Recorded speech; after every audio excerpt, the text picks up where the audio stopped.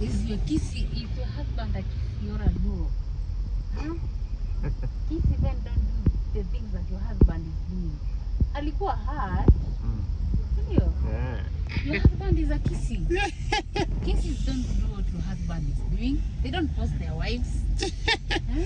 Anarudi kusema I love my wife in private. Like na kwani amempost alafu akakataa simu. Sina nilimwambia hakuna mwanamke anaweza kuwa eti anaweza kubali ku eti apendo in privacy. Like privacy gani kwa mali?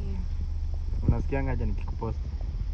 I feel like my husband is one in a million.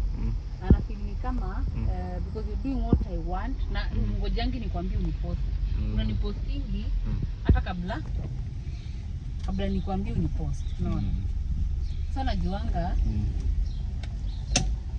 nasikianga vizuri unajua utanipost hata kama sijakwambia. Alafu na kila mwanamke anataka kupostiwa. So I love the fact that you don't wait for my approval for you to post me. Like you just post me out of your goodwill. Like, yeah. So I feel like you are. It's because I love you. I feel like you are one of like ni kama wewe ndo mwanaume ulikuwa umebaki tu mwenyewe. Angenipenda. Because you really love me. Kani hujapendwa hivyo before?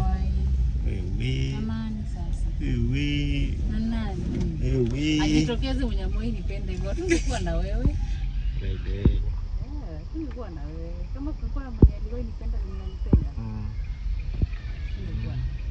So you know how to drive. That's why you always drive me crazy.